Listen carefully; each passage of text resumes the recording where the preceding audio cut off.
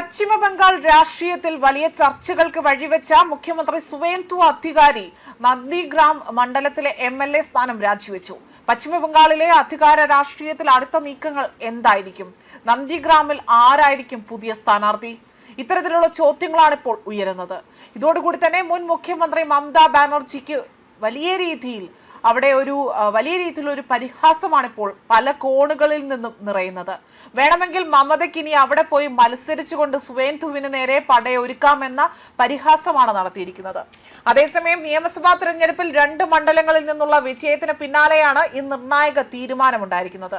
May 4-ന് പുറത്തു വന്ന തിരഞ്ഞെടുപ്പ് ഫലത്തിൽ നന്ദിഗ്രാമും അതേപോലെ തന്നെ ഭവാനിപൂരിലും അവിടെ ഉൾപ്പെടെ ഈ 2 മണ്ഡലങ്ങളിൽ നിന്നാണ് സുവേന്ദു അധികാരി വിജയിച്ചത്. ഇന്ത്യൻ തിരഞ്ഞെടുപ്പ് നിയമപ്രകാരം 2 മണ്ഡലങ്ങളിൽ വിജയിച്ച സ്ഥാനാർത്ഥി നിശ്ചിത സമയത്തിനുള്ളിൽ തന്നെ ഒരു സീറ്റ് ഒഴിയേണ്ടതുണ്ട്. ആ വ്യവസ്ഥ പാലിച്ചുകൊണ്ടാണ് ഇപ്പോൾ നന്ദിഗ്രാം മണ്ഡലം ഒഴിയാനായി തന്നെ അദ്ദേഹം തീരുമാനമെടുത്തത്. എന്നാൽ ഇതൊരു സാധാരണ രാഷ്ട്രീയ തീരുമാനം മാത്രമല്ല, സുവേന്ദു അധികാരിയുടെ രാഷ്ട്രീയ ജീവിതവുമായി തന്നെ ആഴത്തിൽ ബന്ധപ്പെട്ട് കിടക്കുന്ന വികാര നിർഭരമായ ഒരു നിമിഷം കൂടിയാണ്. കാരണം നന്ദിഗ്രാം എന്ന പേര് പശ്ചിമ ബംഗാളിലെ രാഷ്ട്രീയ ചരിത്രത്തിൽ അതീവ നിർണായകമാണ്. അതുപോലെ ഭൂസമരങ്ങളിലൂടെ ദേശീയ ശ്രദ്ധ നേടിയ ഈ മണ്ണാണ് സുവേന്ദു അധികാരിയുടെ രാഷ്ട്രീയ ഉയർച്ചയ്ക്കും കരുത്തായി തന്നെ മാറിയത്. അതിനാൽ തന്നെ മണ്ഡലം വിടാനുള്ള തീരുമാനം അദ്ദേഹത്തിന് എളുപ്പമായിരിക്കുന്നു, അല്ലെങ്കിൽ വലിയ രീതിയിൽ അത് എളുപ്പമായിരുന്നു എന്ന് തന്നെയാണ് വ്യക്തമാക്കിയിരിക്കുന്നത്. സമൂഹ മാധ്യമത്തിൽ പങ്കുവച്ച ഒരു കുറിപ്പിലൂടെ വ്യക്തമാക്കിയിരിക്കുന്നത്, അദ്ദേഹം പറയുന്നത്, എന്റെ രാഷ്ട്രീയ വളർച്ചയ്ക്ക് കാരണമായ നന്ദിഗ്രാം വിടുന്നത് ഏറെ പ്രയാസകരമായ തീരുമാനമാണ്. എന്നാൽ പാർട്ടി നേതൃത്വത്തിന്റെ തീരുമാനം ഞാൻ അനുസരിക്കുന്നു. എവിടെയായിരുന്നാൽ പോലും എന്റെ ഹൃദയം നന്ദിഗ്രാമിനൊപ്പം തന്നെ ആയിരിക്കും എന്നതാണ് അദ്ദേഹം വികാര നിർഭരനായി തന്നെ ഈ ഒരു പ്രതികരണം ഇവിടെ നടത്തിയിരിക്കുന്നത്. മുഖ്യമന്ത്രി സ്ഥാനവും ഭരണകേന്ദ്രവുമായി കൂടുതൽ ബന്ധമുള്ള മണ്ഡലം എന്ന നിലയിൽ ഭവാനിപൂരിന് വലിയ പ്രാധാന്യമുണ്ട് എന്ന് തന്നെയാണ് രാഷ്ട്രീയ നിരീക്ഷകരടക്കം വിലയിരുത്തിയിരിക്കുന്നത്.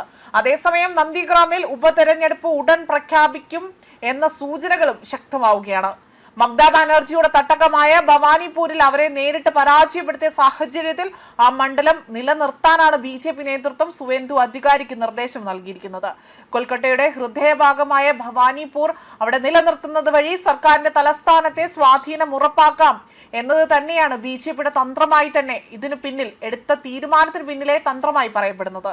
ഭവാനിപൂരിൽ മമതാ ബാനർജിയെ 15,105 വോട്ടുകൾക്കായിരുന്നു സുവേന്ദു അധികാരി പരാജയപ്പെടുത്തിയത്. നന്ദിഗ്രാമിൽ 9,665 വോട്ടുകളുടെ ഭൂരിപക്ഷമായിരുന്നു അദ്ദേഹം നേടിയതും. നന്ദിഗ്രാമിലെ ജനങ്ങളോടുള്ള കടം ഞാൻ ഇവിടെ വീട്ടുകയാണ് എന്നും ഞാൻ എവിടെ ഇരുന്നാൽ പോലും നിങ്ങളുടെ കൂടെ തന്നെ ഉണ്ടാകുമെന്നും നിയമസഭയിൽ ഭവാനിപൂരിനെ പ്രതിനിധീകരിക്കുമ്പോഴും എൻ്റെ ഹൃദയമാകട്ടെ അവരുടെ നന്ദിഗ്രാമിനൊപ്പം തന്നെ ഉണ്ടാകുമെന്നതാണ് അദ്ദേഹം ഇവിടെ എടുത്ത് സൂചിപ്പിക്കുന്ന മറ്റൊരു കാര്യം. സുവേന്ദു അധികാരി രാജിവെച്ച സാഹചര്യത്തിൽ നന്ദിഗ്രാമിൽ ഉടൻ തന്നെ മറ്റൊരു ഉപതെരഞ്ഞെടുപ്പ് നടക്കുമെന്നും BJP അവിടെ ആരെയാകും സ്ഥാനാർത്ഥിയാക്കുക എന്നത് ഇനി വരും ദിവസങ്ങളിൽ വ്യക്തമാകുമെന്നും മാത്രമല്ല ആരാകും സ്ഥാനാർത്ഥി എന്നത് എല്ലാവരും ഉറ്റുനോക്കുകയാണ് എന്നതാണ് വൃത്തങ്ങൾ നൽകുന്ന വിവരങ്ങൾ സൂചിപ്പിക്കുന്നത്. ന്യൂസ് ഡെസ്ക് കർമ്മ ന്യൂസ്.